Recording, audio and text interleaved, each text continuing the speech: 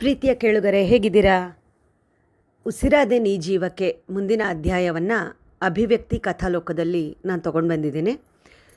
ಕಥೆಯನ್ನು ಕೇಳೋ ಮುಂಚೆ ಆ್ಯಸ್ ಯೂಶ್ವಲ್ ನಾವು ಹೇಳೋ ಹಾಗೆ ದಯವಿಟ್ಟು ನಮ್ಮ ಚಾನೆಲ್ನ ಸಬ್ಸ್ಕ್ರೈಬ್ ಮಾಡಿ, ಲೈಕ್ ಮಾಡಿ, ಶೇರ್ ಮಾಡಿ, ನಿಮ್ಮ ಅಭಿಪ್ರಾಯಗಳನ್ನು ದಯಮಾಡಿ ತಿಳಿಸಿ. ಬನ್ನಿ ಕಥೆಗೆ ಹೋಗೋಣ. ಸಂಜೆ ನಡೆಯಲಿರುವಂತಹ ಶುಭ ಸಂಕಲ್ಪ ಇವೆಂಟ್ ಮ್ಯಾನೇಜ್ಮೆಂಟ್ ಕಂಪನಿಯ 5ನೇ ವರ್ಷದ ವಾರ್ಷಿಕೋತ್ಸವದ ಸಮಾರಂಭಕ್ಕೆ ಆ ಋಷಿ ತನ್ನ ಮಗನ ಜೊತೆಯಾಗಿ ಕರ್ಕೊಂಡು ಹೋಗಬೇಕು ಅಂತ ಅಂದ್ಕೊಂಡು ಅವನಿಗೆ ಹೇಳಿದ್ಲು. ತಾಯಿ ಜೊತೆ ಮಗುವಿಗೆ ಹೋಗೋದೇ ಎಷ್ಟು ಸಂಭ್ರಮ, ಅದಕ್ಕೆ ಎಕ್ಸ್ಪ್ರೆಸ್ ಮಾಡ್ಕೊಳ್ಳೋಕ್ಕೆ ತುಂಬ ಖುಷಿ ಪಡ್ತಾ ಇರುತ್ತದು. ಅಮ್ಮನನ್ನು ಬೂ ಕರ್ಕೊಂಡು ಹೋಗ್ತಾ ಇದ್ದಾಳೆ. ತಾತನ ಕೈನಲ್ಲೇ ಮುಖ ತೊಳೆಸ್ಕೊಂಡು ಅಮ್ಮನ ಜೊತೆಗೆ ಹೊರ ಹೋಗಲಿಕ್ಕೆ ತಾತನ ಸಹಾಯ ಪಡೆದು ಶುಭ್ರವಾದ ಬಟ್ಟೆಯನ್ನು ತೊಡಿಸ್ಕೊಳ್ತಾ ಇರೋನು ಚಪ್ಪಾಳೆ ತಟ್ತಾ ಮಂಚದ ಮೇಲೇ ಕುಣಿದು ಕುಪ್ಪಳಿಸ್ತಾ ತನ್ನ ಸಂತಸವನ್ನು ವ್ಯಕ್ತಪಡಿಸ್ತಾ ಇದ್ದ ಚಿಂಟು. ಕಂದ, ಒಂದು ನಿಮಿಷ ಸುಮ್ಮನೆ ನಿಲ್ಲೋ ಅಂತ ಮೊಮ್ಮಗನ ಕುಣಿದಾಟದ ನಡುವೆ ಅವನಿಗೆ ಬಟ್ಟೆ ತೊಡಿಸ್ಲಿಕ್ಕೆ ಕುಮಾರ್ ಅವರು ಹರಸಾಹಸ ಪಡ್ತಾ ಅವನನ್ನು ಸಿದ್ಧಗೊಳಿಸೋ ಅಷ್ಟರಲ್ಲಿ ಸುಸ್ತಾಗ್ಬಿಟ್ರು. ತಾತ, ಅಮ್ಮ ನನಗೆ ಗುಡ್ ಬಾಯ್ ಥರ ಇದ್ದರೆ ಐಸ್ ಕ್ರೀಮ್ ಕೊಡಿಸ್ತಾಳಂತೆ ಅಂತ ಕಣ್ಣರಳಿಸಿ ತನ್ನ ಸಂತಸವನ್ನು ವ್ಯಕ್ತಪಡಿಸಿದ ಮೊಮ್ಮಗನನ್ನು ಕುಮಾರ್ ಅವರು ಎತ್ಕೊಂಡು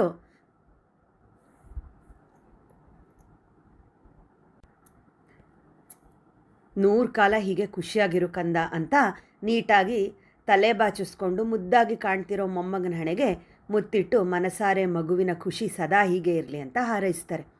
ಬಿಳಿ ಬಣ್ಣದ ಟೀ ಶರ್ಟ್ಗೆ ನೀಲಿ ಬಣ್ಣದ ಶಾರ್ಟ್ಸ್ ತೊಟ್ಟು ಕಾಲಿಗೆ ಬಿಳಿ ಬಣ್ಣದ ಕ್ರಾಕ್ಸ್ ಹಾಕ್ಕೊಂಡು ತಯಾರಾಗಿ ಅಮ್ಮನಿಗಾಗಿ ಕಾಯ್ತಾ ನಿಂತಿದ್ದ ಚಿಂಟು. ಅವನಿಗೆ ಜಲಜಾ ಅವರು ಮೊಗ ಸವರಿ ನೆಟ್ಟಿಗೆ ಮುರಿದು ದೃಷ್ಟಿ ತೆಗೆದ್ರು. ನನ್ನ ಮೊಮ್ಮಗ ಪುಟ್ಟ ರಾಜ್ಕುಮಾರನ ಹಾಗೆ ಕಾಣ್ತಾ ಇದ್ದಾನೆ, ಯಾರು ಕೆಟ್ಟ ದೃಷ್ಟಿನೂ ಅವನ ಮೇಲೆ ಬೀಳದೇ ಇರಲಿ ಅಂತ ಹೇಳಿ ಅವನ ಕೆನ್ನೆ ಮುದಿಸಿದ್ರೆ, ಅಜ್ಜಿ ಅಮ್ಮಂಗೂ ಈಗ ಚಟ ಅಂತ ಮಾಡು ಅಂತ ಪುಟ್ಟದಾಗಿ ಹಲ್ಕಿರಿದು ಮುದ್ದಾಗಿ ಬೇಡಿಕೆ ಇಟ್ಟ. ಮಗನ ಮಾತು ಕೇಳಿ ಸಣ್ಣ ನಗೆ ಬೀರುತ್ತಾ ರೂಮ್ ಹೊರಗೆ ಬಂದ ಆರುಷಿಯನ್ನು ಕಂಡು ಅವಳ ಹೆತ್ತವರ ಕಣ್ಣು ತುಂಬಿತು. ಗ್ರೇ ಬಣ್ಣದ ಫ್ಲೋರಲ್ ಪ್ಯಾಟ್ರನ್ ಇರೋ ಜಾರ್ಜೆಟ್ ಪಾರ್ಟಿವೇರ್ ಸೀರೆಯನ್ನು ಒಪ್ಪವಾಗಿ ಚಿಕ್ಕ ಚಿಕ್ಕ ನೆರಿಗೆ ಮಾಡಿ ಉಟ್ಟಿದ್ಲು. ಸೆರಗಿಗೆ ಸಿಂಗಲ್ ಪಿನ್ ಮಾಡಿ ಉಟ್ಟಿದ್ದ ರೀತಿ ಆರುಷಿಯ ಅಂದವನ್ನು ಹೆಚ್ಚಿಸಿತ್ತು. ತನ್ನ ಭುಜದವರೆಗಿನ ಕೂದಲನ್ನು ಹಾಗೆಯೇ ಫ್ರೀ ಬಿಟ್ಟಿದ್ದವಳು ಕತ್ತಲ್ಲಿ ಮುತ್ತಿನ ಚೋಕರ್ಸು, ಬಲಗೈಯಲ್ಲಿ ಮುತ್ತಿನ ಬ್ರಾಸ್ಲೈಟು, ಎಡಗೈಗೆ ಸ್ಮಾರ್ಟ್ ವಾಚ್ ಹಾಕಿದ್ದ ಹುಡುಗಿ ಕಿವಿಗೆ ಮುತ್ತಿನ ಸ್ಟಡ್ಸ್ ಹಾಕಿ ಅನುರೂಪ ಸೌಂದರ್ಯವತಿಯಂತೆ ಕಂಗೊಳಿಸ್ತಾ ಇದ್ಲು. ತನ್ನನ್ನೇ ಕಣ್ ತುಂಬ್ಕೊಂಡು ನೋಡ್ತಾ ಇದ್ದ ಹೆತ್ತವರನ್ನು ಕಂಡ ಆರುಷಿ, ಈ ಕಣ್ಣೀರು ಹಾಕೋವಂಥದ್ದು ಏನಾಗಿದೆ? ನೀವಿಬ್ಬರು ಆರಾಮವಾಗಿರಿ, ಪಾರ್ಟಿಯಲ್ಲೇ ನಾನು ಚಿಂಟು ಊಟ ಮುಗಿಸ್ಕೊಂಡು ಬರ್ತೀವಿ. ನೀವು ಸಮಯಕ್ಕೆ ಸರಿಯಾಗಿ ಊಟ ಮಾಡಿ. ಹಾಗೆ ರಾತ್ರಿ ಲೇಟ್ ಆದರೆ ಗಾಬರಿ ಆಗಬೇಡಿ, ಮಳೆ ಬರೋ ಹಾಗಿದೆ, ಅದಕ್ಕೆ ಸ್ಕೂಟಿ ಬದಲು ನಾನು ಚಿಂಟು ಕ್ಯಾಬಲ್ಲಿ ಹೋಗಿ ಬರ್ತೀವಿ ಅಂತ ಹೇಳಿದ್ಲು. ತನ್ನ ಮೊಬೈಲ್ ಹಾಗೆ ಬೆಳ್ಳಿ ಬಣ್ಣದ ಕ್ಲಚ್ ಕೈಯಲ್ಲಿಟ್ಕೊಂಡು ಚಿಂಟು ಹೊರಡೋಣ ಅಂತ ಕೇಳಿದ್ರೆ ಸರಿ ಅಂತ ತಲೆ ಆಡಿಸಿ ಅಜ್ಜಿ ತಾತನ ಕಡೆಗೆ ಕೈ ಬೀಸಿ ಟಾಟಾ ಮಾಡಿದವನು ಅಮ್ಮನ ಕೈ ಹಿಡಿದು ಮನೆಯಿಂದ ಹೊರಟ.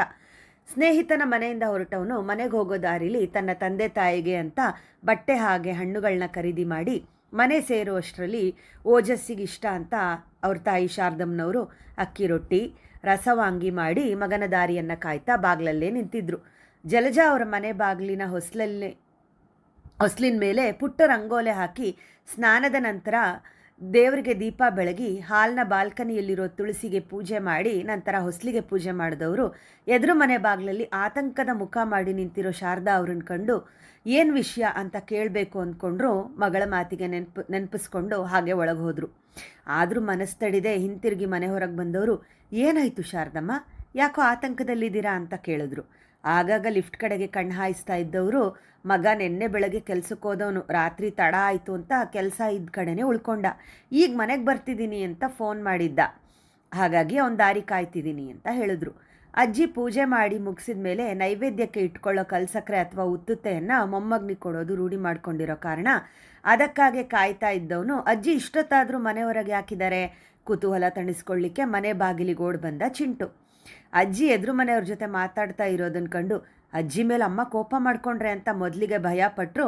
ಅಮ್ಮ ತನ್ನ ಬಳಿ ಫ್ರೆಂಡ್ಸ್ ಜೊತೆಗೆ ಆಟ ಆಡಿದ್ರೆ ತನಗೇನು ಬೇಸರ ಇಲ್ಲ ಇರೋ ಅಂತ ಹೇಳಿದ್ರು. ಹಾಗೆ ಅಜ್ಜಿ ಬಳಿನೂ ಎದುರು ಮನೆ ಅಜ್ಜಿ ಜೊತೆ ಮಾತಾಡಿದ್ರೆ ತನಗೆ ಕೋಪ ಬರಲ್ಲ ಅಂತ ಹೇಳಿರ್ಬೋದು ಅಂತ ತನ್ನದೇ ತರ್ಕ ಮಾಡಿಕೊಂಡ ಪುಟ್ಟ ಕಂದ, ಅಜ್ಜಿ ಮೂನಂಕಲ್ ಅಜ್ಜಿಗೆ ನಾನು ಹಾಯ್ ಮಾಡಲಾ ಅಂತ ಕೇಳ್ದ.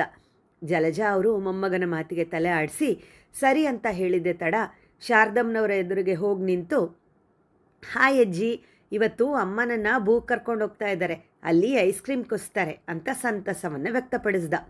2 ದಿನದಿಂದ ಶಾರದಾ ಅವರು ಸೂಕ್ಷ್ಮವಾಗಿ ಗಮನಿಸಿದಂತೆ ಚಿಂಟು ಮನೆಯಲ್ಲಿ ಅವನ ಅಜ್ಜಿ ತಾತ ಜೊತೆಗೆ ತಾಯಿ ಮಾತ್ರ ಇರೋದು. ಅಲ್ಲದೆ ಆರುಷಿ ಕೊರಳಲ್ಲಿ ಕರಿಮಣಿ ಸರ ಇಲ್ಲ, ಹಣೆಯಲ್ಲಿ ಆ ಹುಡುಗಿ ಬೊಟ್ಟಾಗಲಿ ಕುಂಕುಮ ಆಗಲಿ ಇಡೋದಿಲ್ಲ. ಅಂದರೆ ಅವಳ ಗಂಡ ಪಾಪ ಇನ್ನೂ ಚಿಕ್ಕ ವಯಸ್ಸು, ದೇವರು ಇಂಥ ಶಿಕ್ಷೆ ಕೊಡಬಾರ್ದಿತ್ತು ಅಂತ ತಮ್ಮದೇ ರೀತಿಯಲ್ಲಿ ಚಿಂಟು ತಂದೆಯ ಅನುಪಸ್ಥಿತಿಯನ್ನು ಅರ್ಥೈಸಿಕೊಂಡು ಇಷ್ಟು ಚಿಕ್ಕ ವಯಸ್ಸಿಗೆ ಚಿಂಟು ತಂದೆ ಆಸರೆ ಇಲ್ಲದೆ ಬೆಳೀತಿದ್ದಾನೆ ಅಂತ ಕನಿಕರ ಪಟ್ಕೊಂಡು ಮಗುನ ಎತ್ಕೊಂಡು ಕೆನ್ನೆಗಳಿಗೆ ಮುತ್ತಿಟ್ಟವರು ದೇವ್ರಿಗೆ ಕೆಲವೊಮ್ಮೆ ಕರುಣೆನೇ ಇಲ್ಲ ಅನ್ನಿಸ್ಬಿಡುತ್ತೆ ಅಂತ ಕಣ್ಣಂಚಲ್ಲಿ ಜಾರಿದ ನೀರನ್ನು ಚಿಂಟು ತನ್ನ ಪುಟ್ಟ ಕೈಯಲ್ಲಿ ತೊಡೆದು, ಯಾಕಜ್ಜಿ ಅಳ್ತಾ ಇದ್ದೀರಾ ಅಂತ ಕೇಳ್ದ. ಇದ್ದಕ್ಕಿದ್ದ ಹಾಗೆ ಭಾವುಕರಾದ ಶಾರದಾ ಅವರ ನಡೆಗೆ ಮಗುಗೆ ಹೇಗೆ ತಾನೇ ಅರ್ಥ ಆಗಲಿಕ್ಕೆ ಸಾಧ್ಯ? ಅಳ್ತಾ ಇಲ್ಲ ಚಿಂಟು, ಕಣ್ಣಿಗೆ ಧೂಳು ಬಿತ್ತು ಅಷ್ಟೇ. ಪುಟ್ಟ ಕೂಸು ತಮ್ಮ ಕಣ್ಣು ಒರೆಸಿದ ರೀತಿಗೆ ಮತ್ತೆ ಭಾವುಕರಾದರು. ತಮ್ಮ ದುಃಖವನ್ನು ನಿಗ್ರಹಿಸಿಕೊಂಡು ಮುದ್ದು ಮಗುವಿನ ಕೆನ್ನೆಯನ್ನು ಮೆಲ್ಲಗೆ ಗಿಲ್ಲಿ, ಚಾಕ್ಲೇಟ್ ತಿಂತೀಯಾ? ಅಂಕಲ್ ಬಂದ ತಕ್ಷಣ ನಿನಗೆ ತಂದುಕೊಡ್ಲಿಕ್ಕೆ ಹೇಳ್ತೀನಿ ಅಂತ ಅವರು ಹೇಳೋ ಆಗಲೇ ತೆರೆದ ಲಿಫ್ಟ್ನಿಂದ ಹೊರಬಂದ ಓಜಸ್ ಕಾರಿಡಾರ್ನಲ್ಲಿ ನಡ್ಕೊಂಡು ಬರ್ತಾ ತನ್ನಮ್ಮನ ತೋಳಲ್ಲಿರೋ ಮಗುವನ್ನು ಕಂಡು ಮನೆಗೆ ಹತ್ತಿರ ಆಗ್ತಲೇ, ನನ್ನ ಅಮ್ಮನ ಹತ್ರ ನಿನಗೇನೋ ಕೆಲಸ ಚಿಂಟು? ನಿನ್ನ ಅಮ್ಮನಿಗೆ ಇನ್ಮೇಲೆ ನನ್ನ ಅಮ್ಮನಿಂದ ದೂರ ಇರ್ತೀನಿ, ನನ್ನ ಅಮ್ಮ ಕೊಡೋ ಸ್ವೀಟ್ ತಿನ್ನಲ್ಲ ಅಂತ ಪ್ರಾಮಿಸ್ ಮಾಡಿದ್ದೆ ತಾನೆ, ಮತ್ತೇನು ಮಾಡ್ತಿದ್ಯಾ ಇಲ್ಲಿ ಅಂತ ಕೋಪ ಮಿಶ್ರಿತ ಬೇಸರದಲ್ಲಿ ಕೇಳಿದ್ರೆ, ಓಜಸ್ನ ಮಾತಿನ ಧಾಟಿಗೆ ಬೆದರಿದ ಮಗು ಕೆಳತುಟ್ಟಿ ಉದ್ದ ಮಾಡಿ, ಅಜ್ಜಿ ಮೂನ್ ಅಂಕಲ್ ನಂಗೆ ಬೈತಾರೆ ಅಂತ ಹೇಳ್ದ. ಶಾರದಾ ಅವರು ಮಗುವಿನ ತಲೆ ನೇವರಿಸಿ, ಅವನು ಹಾಗೆ ಸ್ವಲ್ಪ ಹೊರಟ, ನೀನೇನು ಅವನಿಗೆ ಎದುರು ಬೇಡ ಚಿಂಟು, ಅಜ್ಜಿ ಇರುವಾಗ ಈ ಅಂಕಲ್ ಭಯ ಯಾಕೆ ನಿನಗೆ ಅಂತ ಹೇಳಿ ಮತ್ತೊಂದು ಮುತ್ತನ್ನು ಪುಟ್ಟ ಕಂದನ ಕೆನ್ನೆ ಮೇಲಿಟ್ರು. 5 ನಿಮಿಷ ನಾನೇ ಚಿಂಟುನ ಕರ್ಕೊಂಡು ಬಂದುಬಿಡ್ತೀನಿ, ಪರವಾಗಿಲ್ಲ ತಾನೇ ಅಂತ ಶಾರದಾ ಅವ್ರು ಕೇಳಿದ್ರೆ, ಮಗಳು ಹೇಗಿದ್ರು ಬೆಳಿಗ್ಗೆನೇ ಪಾರ್ಟಿ ಅರೇಂಜ್ಮೆಂಟ್ ಮಾಡ್ಕೊಳ್ಳೋದಿದೆ ಅಂತ ಆಫೀಸ್ಗೆ ಹೋಗಿರೋದ್ರಿಂದ ಆ ಋಷಿ ಭಯ ಇಲ್ಲ ಅಂತ ಜಲಜ ಅವ್ರು ಒಪ್ಪಿಗೆ ಕೊಟ್ಟು ಗಂಡನಿಗೆ ತಿಂಡಿ ಬಡಿಸ್ಬರುವೆ ಅಂತ ಹೇಳಿ ಮನೆ ಒಳಗೆ ಹೋದರು. ಅಮ್ಮ, ಈ ಮಗು ಸಹವಾಸ ಎಲ್ಲ ನಮ್ಗೆ ಯಾಕೆ ಬೇಕು ಸುಮ್ಮನೆ? ಇವರಮ್ಮ ನಾವೆಲ್ಲ ಏನೋ ಮಕ್ಕಳು ಕಳ್ಳರು ಅನ್ನೋ ಹಾಗೆ ನಮ್ಮ ಜೊತೆಗೆಲ್ಲ ಮಾತಾಡಬಾರ್ದು ಅಂತ ಮಗುನ ಹೆದರಿಸಿಟ್ಟಿದ್ದಾರೆ ಅಂತ ಕೋಪದಲ್ಲಿ ಹೇಳ್ದ. ಕ್ಯೂಟಿ, ಇವತ್ತೇನಾದರೂ ನನ್ನ ಕೈಗೆ ಸಿಗಬೇಕು ನೀನು ಅಂತ ಮೆಲ್ಲಗೆ ತನ್ನಲ್ಲಿ ತಾನೇ ಹೇಳ್ಕೊಂಡು ಕೆನ್ನೆ ಸವರಿಕೊಂಡವನ ತುಟಿಗಳು ಮಾತ್ರ ತಾನೇ ಅರಳಿತ್ತು. ಆಮೇಲೆ ನಿಂತ ಕಡೆನೇ ಕನಸು ಕಾಣ್ತಾ ನಗುವೆಂತೆ, ಮೊದಲು ಬಂದು ತಿಂಡಿ ತಿನ್ನು, ನೀನು ಬರೋವರೆಗೂ ಏನು ಕೊಡದೆ ನನಗೂ ನಿಮ್ಮಮ್ಮ ಉಪವಾಸ ಇಟ್ಟಿದ್ದಾಳೆ ಅಂತ ನಂಜಪ್ಪನವರ ಅಸಮಾಧಾನದ ಮಾತಿಗೆ ನಗುತ್ತಾ ತನ್ನ ರೂಮಿಗೆ ಹೋದ ಓಜಸ್ 5 ನಿಮಿಷದಲ್ಲಿ ಫ್ರೆಶ್ ಆಗಿ ಬಂದ.